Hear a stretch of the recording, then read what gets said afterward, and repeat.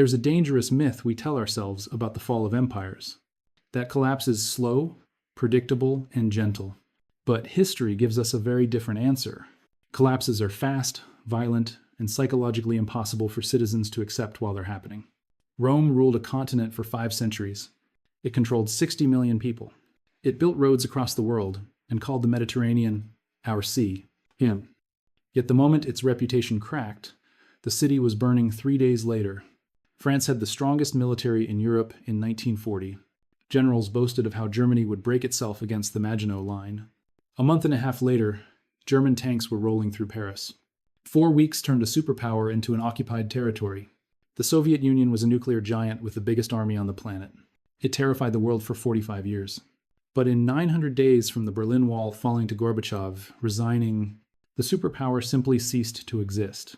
3 collapses, 3 different continents, 3 different systems, and yet the same structure, one-eyed. Decades of invisible internal decline, 2-1. A sudden public shock that breaks confidence, 3 minons. A cascade that accelerates until the empire is gone. That's the pattern. And that pattern is now pointing directly at the United States. For 80 years, America has been the center of the global system. Strongest military, reserve currency, cultural dominance, unmatched alliances. But all empires look invincible, right until the day they aren't. This isn't about predicting collapse. It's about understanding the mechanics and the timeline. The United States has already completed Phase 1. Phase those has begun. Once Phase 3 starts, the clock runs fast, not in decades, but in days, weeks, and months. The only question that matters now, when does confidence break? Because once it does, the countdown begins. Collapse never begins with chaos. It begins with comfort. Phase 1 is the illusion of stability. On the surface, the empire looks strong, maybe even stronger than ever. The military still dominates headlines. The currency still rules global trade. The economy still grows, even if artificially.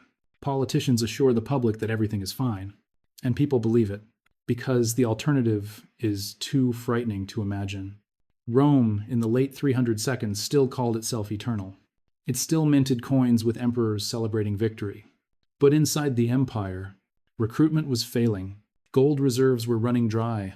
Provincial loyalty was collapsing. Yet Rome insisted, nothing has changed. France, in the 1,930 seconds, still celebrated World War I victory. Generals swore the Maginot Line was unbreakable. But behind the parades, doctrine was outdated. Command was sluggish. Morale was fragile.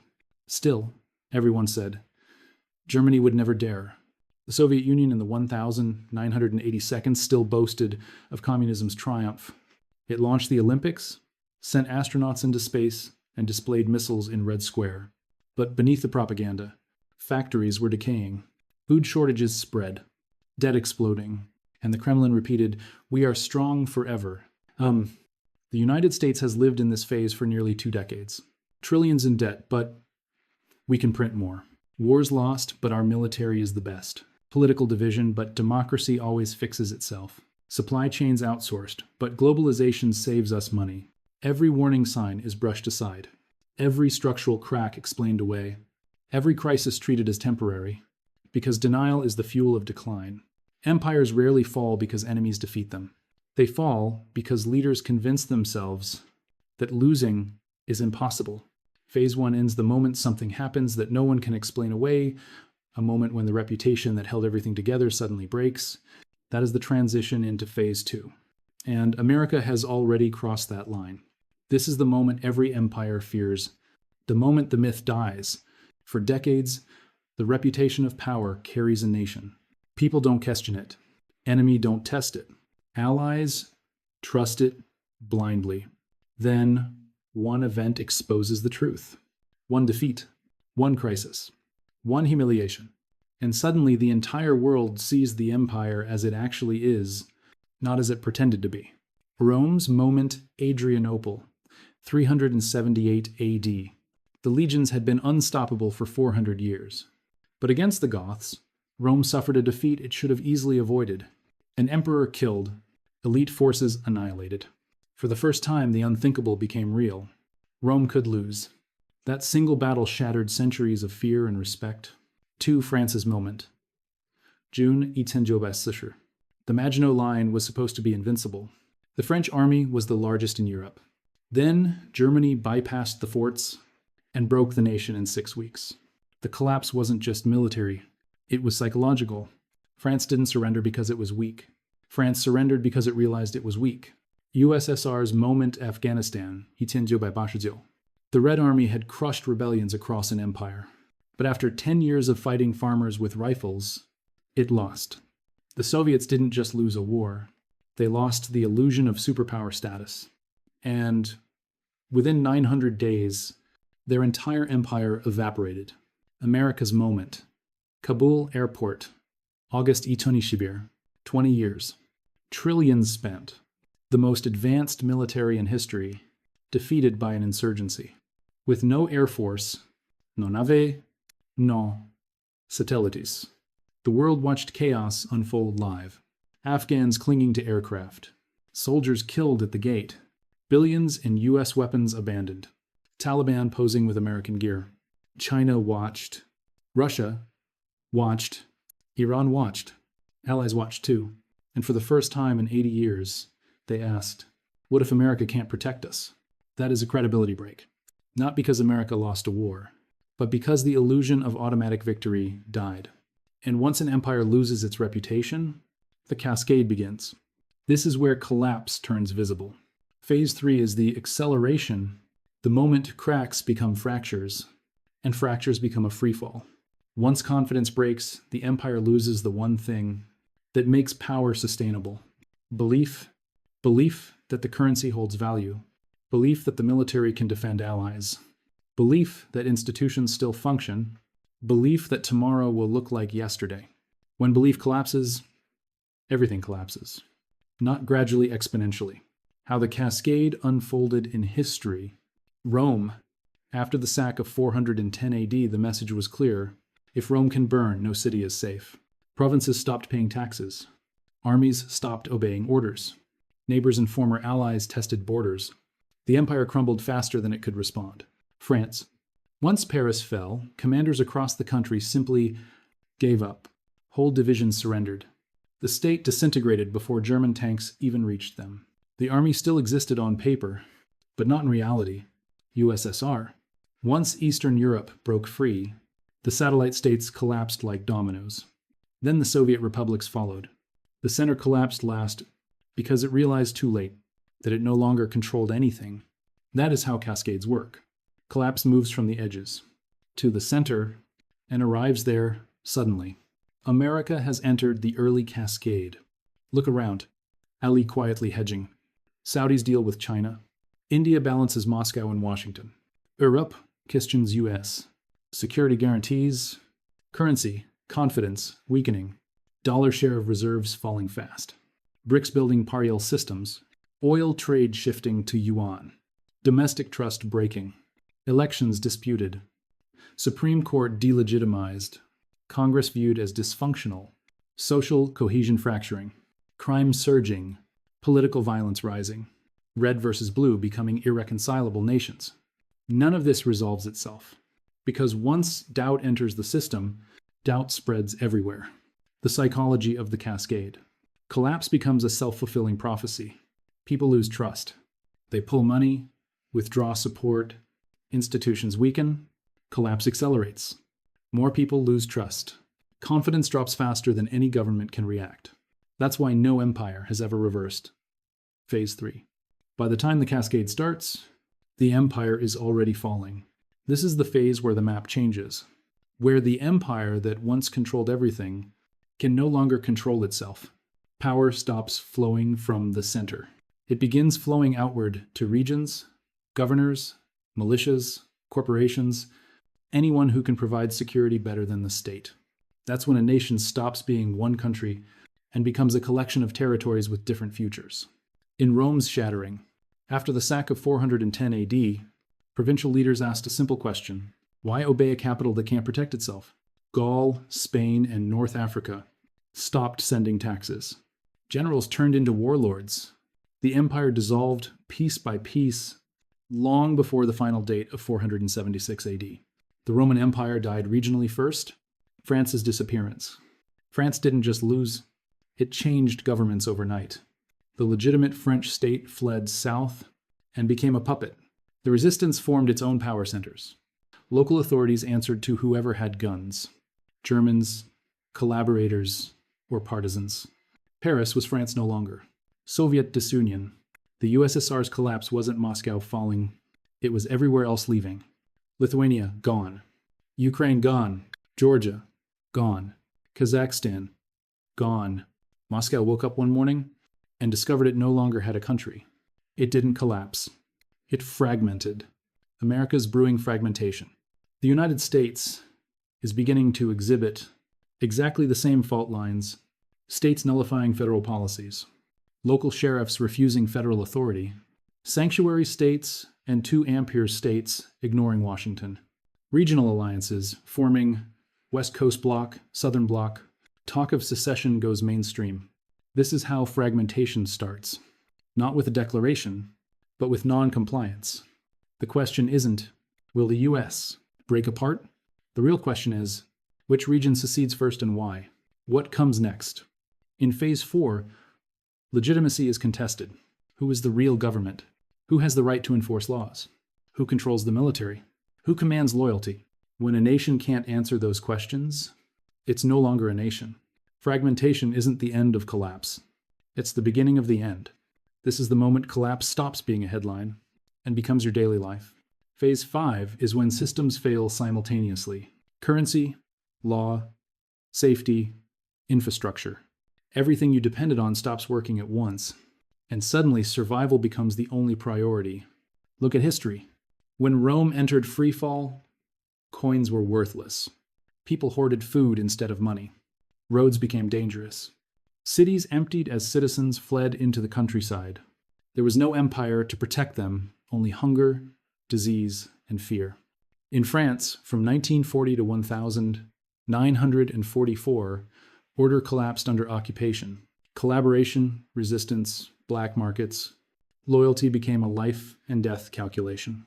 What mattered wasn't citizenship, it was which side could keep you alive. In the Soviet freefall of the 1,990 seconds, the currency evaporated. Pensions disappeared. Police weren't paid. Mafia groups replaced the state. People traded goods on the street just to survive the week. The superpower had become a playground for criminals overnight. Now imagine that in the United States, Phase 5 for America begins when the dollar breaks. You wake up, and your money is worth half as much as yesterday. Groceries cost triple. Gas is unaffordable. Your paycheck can't keep up with prices if you still even have a job. Banks freeze withdrawals. Business shut down. Imports vanish from shelves. Because the world no longer accepts your currency. Crime becomes a daily threat. Police can't respond, they're understaffed, underpaid, overwhelmed. Emergency services collapse first. People start defending their own neighborhoods. Wealthy districts hire private militarized security. Everyone else is left on their own. Your power goes out for hours, then days. Roads crumble, and no one repairs them. Hospitals overcrowd as medicine shortages spread. The social contract dissolves. Not by a vote, but by necessity. And here's the most disturbing truth. Free fall always arrives faster than the human mind can accept. 1 week you're living your normal life work. School, restaurants. The next week, you're calculating how long your food and fuel will last. A collapsing empire doesn't tell you that it's collapsing. It tells you everything is fine, until the moment you can't eat. And then comes the final phase. The part of collapse that can't be undone. The reset, because no empire enters Phase 6 and remains the same empire afterward. History proves it. The only question left is, what does the American reset look like? And who survives it? Every collapse ends with a reset. But the reset is not recovery. It is rebirth through destruction. When an empire reaches Phase 6, and the old system is finished, its institutions are illegitimate, its currency is dead, its military is fractured, its borders are negotiable, what emerges next is not a repaired empire, but a different country entirely. Rome's reset created medieval Europe, a patchwork of kingdoms replacing a unified empire. The technology regressed. Trade collapsed. Knowledge scattered. It took centuries for Europe to rebuild what Rome lost in a generation. France's reset came through foreign liberation. Americans and British soldiers restored the land, but France never again led the world. It went from empire to former empire in the span of one war. The Soviet reset turned one giant nation into 15 separate countries. Russia survived, but it became poorer, weaker, a shadow of the USSR's ambitions. That is the nature of the reset. You lose what made you great, and you start again from below. So what does the American reset look like? There are 3 realistic pathways, and none lead back to the world we know now. 2. Path 1. The fragmented union. The United States survives in name only, but regional governments take primary control. Texas acts like a country. California acts like a country. The federal government remains, but largely as a symbolic structure. Think the European Union, but with deeper distrust and armed borders within. 2. The authoritarian stabilizer. In chaos, people trade freedom for security. A strong figure or faction restores order with harsh measures. Dissent is crushed. Power is centralized. The Constitution becomes a historical document, not a governing one. This happened in Rome under Diocletian. It can happen anywhere. 8. Path 3. Global power transfer. America retreats to its domestic core. International leadership shifts, most likely to China. Bases close. Alliances dissolvent. The dollar loses reserve status. The world enters a new age, one without an American guarantee of stability. Trade routes become battlegrounds again. Small conflicts ignite into larger wars. Because the referee has left the game. Reality check. Every reset ends the same way. The empire disappears. The people adjust. The world becomes more dangerous. The catastrophic truth? Most citizens won't understand that the reset has already begun until they're living inside it. And then they'll ask, how did we get here so fast? The answer is simple. Collapse is slow until the day it isn't. To understand the danger, we need to understand the clock. Not the decades of slow decline we have already lived through, but the speed of the final drop. Because once the credibility of an empire breaks, time compresses. Centuries of power can vanish inside a single season. Rome collapsed in only 3 days of shock inside the capital. But the critical damage was done the moment citizens realized the legions could no longer protect them. Confidence died first. The empire followed. France fell in 6 weeks. German divisions did not destroy the entire French army. The French people simply stopped believing they could win.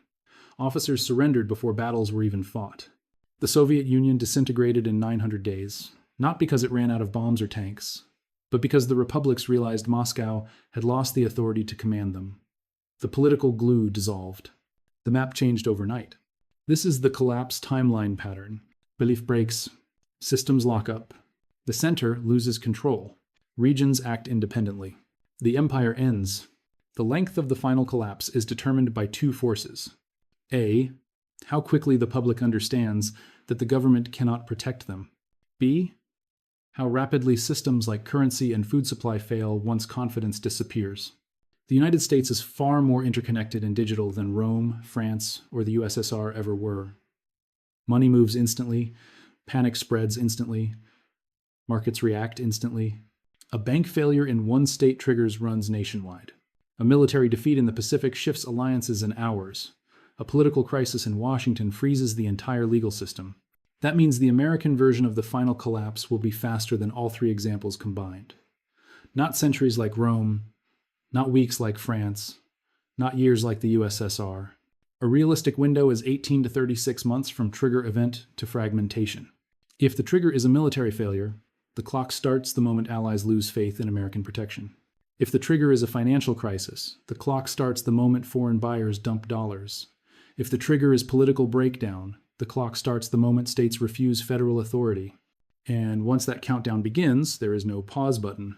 People will still be going to work, still scrolling their phones, still believing everything is temporary, until the day their bank card stops working and their government cannot fix it. The fall does not feel like collapse. It feels like sudden paralysis. One morning you wake up and the systems that held your life together simply fail. That is how fast the end arrives. And most people will only understand what happened after it is over. Most people imagine collapse as something cinematic. Explosions, invasions, dramatic announcements. But real collapse feels different. It feels confusing. It feels unbelievable. It feels like normal life is still happening even as everything important stops working. In Rome, people did not wake up expecting their city to burn. They expected trade to resume, wages to return, grain shipments to arrive. They believed the empire would fix the crisis. Then the gates opened, and the world they knew was gone. In France, citizens packed cars with suitcases and children and drove south as roads jammed and bombs fell. They left homes unlocked, expecting to return in a few days. Many never did.